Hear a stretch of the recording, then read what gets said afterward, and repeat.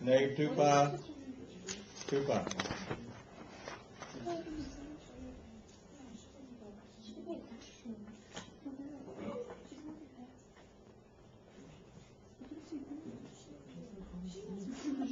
Austin, Julie, y'all gonna stay with me?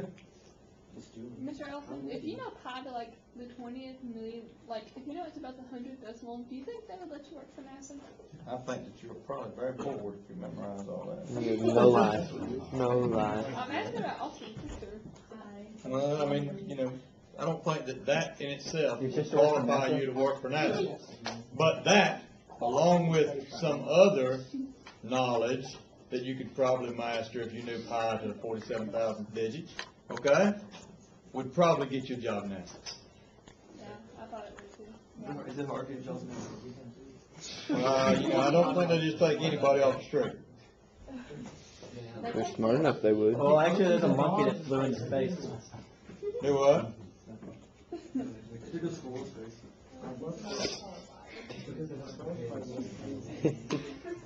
They're suicidal. Who's suicidal? Squirrels. Actually, most of them I seen was trying to live. Yeah, I know. All those ones that like climb up in the tree to get away from you when you run out and trying to attack them. Do you remember that? Well, if I see a squirrel just landing there, I'm like attacking. I have nothing else to do. Landing? Laying there. No, I think it's landing. No, a squirrel just laying there. I'm gonna run after it and try to catch it. Okay. Song called Dragon. So, Danny, you want to do a table? Yes. All right. Now, what do you know about the sine function? What's the period? Okay. And then it repeats itself, right? So if we're going to do this table, let's just do one period, and then let's just repeat the pattern the other way. So let's start with 0. Now if I plug 0 in for t, what's the sine of 0? If I plug 0, sine of 0. If I plug in 0, sine 0 is the y coordinate of the circle. At 0, that's 0, right? So what's negative 3 times 0? 0. Plus 2 is 2. I don't understand. Alright, look. I thought that the sine was 1. The sine of 0, sine's the y coordinate, right? So if I plug in 0, that's like going Okay, here on the yeah, I circle. gotcha. Y coordinate 0. So that becomes negative 3 times 0 plus 2, which is just 2. With me? That tells me the point 0, 2 is on the graph. Got that? Now let's do pi over 2. If I plug in pi over 2, what's the sine of pi over 2? 1. So I get negative 3 times 1 plus 2 equals what? Negative 1. Negative 1. So that tells me pi over 2, negative 1 is on the graph. With me so far? Let's do pi. I plug in pi. What's the sine of pi? 0. So I've got negative 3 times 0 plus 2. What's that? 2.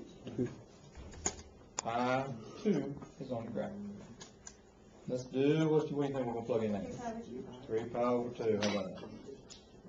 If I plug in 3 pi over 2, it gives me negative 3 times. What's the sine of 3 pi over 2? Negative 1. Very good. There you go. Negative 3 times negative 1 is positive 3 plus 2 is positive 5. So the point 3 pi over 2, 5 is on the graph. With me? What do you think's going to go next? 2 pi.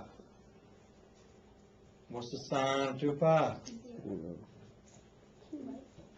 So negative 3 times 0 plus 2 is just 2. The point 2 pi is on 2 pi 2 is on the graph.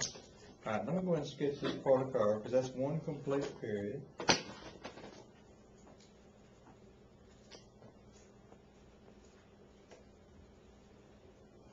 I don't have to go past 2 pi because it told me graph it in the interval, negative 2 pi to 2 pi.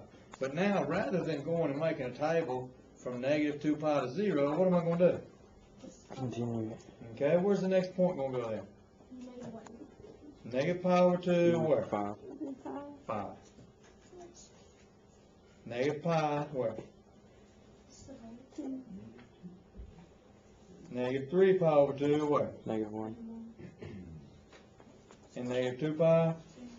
2.